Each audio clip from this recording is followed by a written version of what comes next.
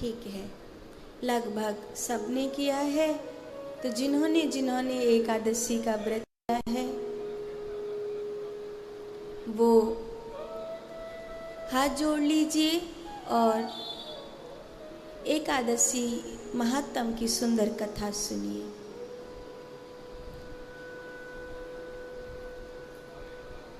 यह कथा भगवान श्री कृष्ण युधिष्ठिर जी को सुनाते हैं। एक समय की बात है, महाराज मानधाता, उनके राज्य में 3 वर्ष तक बारिश नहीं हुई। अकाल पड़ गया, अत्यंत दुखी हुए। महाराज मानधाता के प्रजा में हाहाकार मचने लगा। लोग त्राही त्राही करने लगे। समझ में नहीं आता था क्या करें, कैसे करें, कहाँ जाएं। सब मानधाता से कहने लगे, महाराज इस विपत्ति से निकालने का कोई उपाय करिए महाराज। इस प्रकार अगर अकाल पड़ेगा तो हम मर जाएंगे। महाराज मानधाता को भी कुछ समझ में नहीं आया। उन्होंने अपने कुछ सहयोगी साथी अपने साथ लिए और गुरुदेव के दिए हुए संकेत पर आगे चल दिए। जंगल के मार्ग से होते हुए उनको कई साधु संत मिले। सभी से उन्होंने अपने राज्य के लिए आशीर्वाद मांगा। सभी से उन्होंने अपने राज्य के लिए वर्षा हो ऐसा वरदान मांगा। फिर उनको बहुत दूर चले जाने के बाद ब्रह्मपुत्र अंगिरा मिले। ऋषि अंगिरा तपस्या में बैठे थे। महाराज मानधाता ने उन्हें प्रणाम किया। भगवान, मेरे राज्य में बारिश नहीं हुई है। 3 बरस हो गए। मेरी प्रजा भूखों मरने लगी है। धरती से अन्न धन प्रकट नहीं हो रहा है। महाराज, भगवान इसका कोई उपाय बताइए।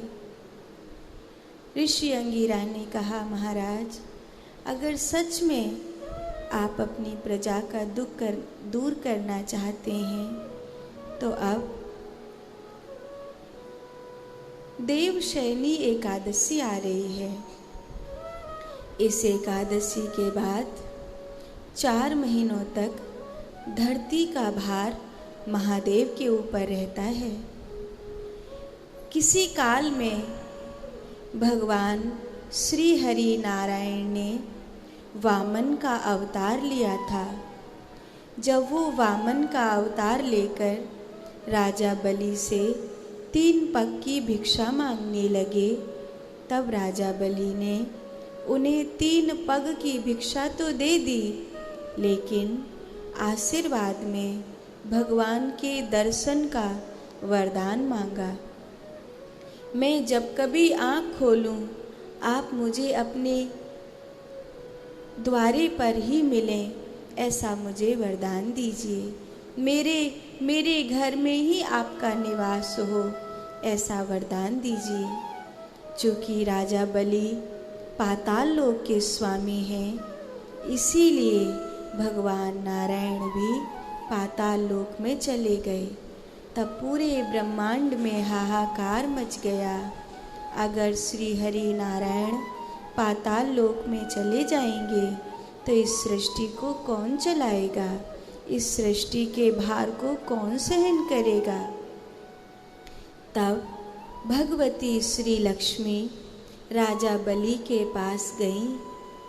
तथापि श्रावण की पूर्णिमा के दिन राजा बलि की कलाई पर रक्षा सूत्र बांधते हुए उन्होंने कहा कि जब भगवान यहाँ नहीं होंगे तब भी मेरा बांधा हुआ ये रक्षा सूत्र तुम्हें भगवान के होने का आभास कराएगा, तथापि तुम्हारी रक्षा करेगा। अब तुम भगवान को अपने गोलोक धाम में जाने दीजिए। राजा बलि की आंखों में आंसू भरे थे। मैं श्री लक्ष्मी जी की बात नहीं टाल सकता। मैं उनकी आज्ञा की अवहेलना कभी नहीं करूँगा, लेकिन अपने भगवान को सर्वथा त्याग देना मेरे लिए संभव नहीं है। तब भगवान श्री हरि नारायण ने कहा कि मैं गोलोक धाम में रहूँगा, पर कुछ समय तुम्हारे पास आऊँगा। कुछ समय, कितने समय आएंगे भगवान? तब प्रभु ने कहा कि मैं मनुष्यों के 1 वर्ष में, देवताओं की 1 रात्रि और 1 दिवस में, मनुष्यों का जो 1 वर्ष है उसके 4 महीने तुम्हारे ही पास रहूँगा। देवताओं का जब रात्रि हो रही होगी तब मैं तुम्हारे पास उस रात्रि के 2 पहर में तुम्हारे घर रहूँगा। ऐसा कहकर भगवान अंतर्ध्यान हो गए। तो देवताओं की जो रात्रि है वो दक्षिणायन कहलाती है और देवताओं का जो दिन है वो उत्तरायण कहलाता है। देवताओं की दिन और रात्रि में से 2 पहर भगवान राजा बलि के पास रहते हैं और मनुष्यों के जो 1 वर्ष है उस 1 वर्ष में 12 महीने होते हैं। उस 12 महीने में से 4 महीने भगवान राजा बलि के पास रहते हैं। जिस समय भगवान बलि के पास वामन रूप लेकर चले जाते हैं तब भगवान अपने नारायण रूप को लेकर योग निद्रा में स्थापित होते हैं। जब श्री हरि नारायण योग निद्रा में होते हैं तब भगवान महादेव इस सृष्टि का कार्यभार संभालते हैं। जब भगवान महादेव इस सृष्टि के कार्यभार को संभालते हैं तो महादेव वैरागी हैं, इसीलिए गृहस्थियों के जो शुभ कार्य हैं वो इस समय पर नहीं होते, क्योंकि वैरागी महादेव को ये सब कुछ समझ में नहीं आता। इसीलिए देवताओं की इस रात्रि की बेला में जब भगवान श्री हरि नारायण स्वयं योग निद्रा में हैं तब मनुष्यों के लिए कोई भी गृहस्थ का शुभ कार्य करना उत्तम नहीं रहेगा। ऐसे में हे राजन, तुम महादेव तथा भगवान नारायण को मनाते हुए एकादशी का व्रत, पूजन और अनुष्ठान करो तथा सायंकाल दिया जलाओ। सब प्रकार से कपूर की अज्ञारी से भगवान नारायण का अर्चन करो तो तुम्हारा दुख दूर हो जाएगा। राजा मानधाता ने ऐसा ही किया और राजा मानधाता के इस प्रकार देवशयनी एकादशी के व्रत रहने पर प्रजा में खुशहाली हुई, आकाश से वर्षा होने लगी और ये 4 महीने धरती अन्न धन को देने के लिए तैयार हो गई।